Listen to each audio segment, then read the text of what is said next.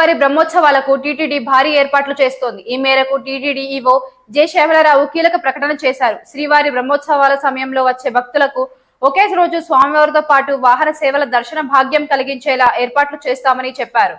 అంతేకాదు బ్రహ్మోత్సవాల సమయంలో ఆర్జిత సేవలతో పాటు విఐపి సిఫార్సులపై బ్రేక్ దర్శనాలను రద్దు చేస్తామని, కేవలం స్వయంగా వచ్చే విఐపీలకు మాత్రమే దర్శనాలు కల్పిస్తున్నట్లు తెలిపారు. గరుడ సేవ జరిగే ఈ నెల 8వ తేదీన అన్ని బ్రేక్ దర్శనాలు రద్దు చేశామని, టీటీడీ దర్శనాలతో సామాన్యులకే ప్రాధాన్యమిస్తోందన్నారు.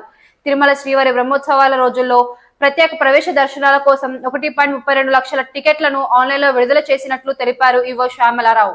అలాగే బ్రహ్మోత్సవాల సమయంలో సర్వదర్శనానికి వచ్చే వారికి తిరుపతిలోని రోజుకు 24,000 టోకెన్లను ఇస్తామన్నారు. గరుడ సేవ రోజు దాదాపు 30,50,000 మంది భక్తులు వస్తారని అంచనా వేస్తున్నారు. తిరుమలలో 6,200 గదులు అందుబాటులో ఉంటాయని, ఆన్లైన్ కోటా తగ్గించి కరెంట్ బుకింగ్ ద్వారా అందిస్తారు.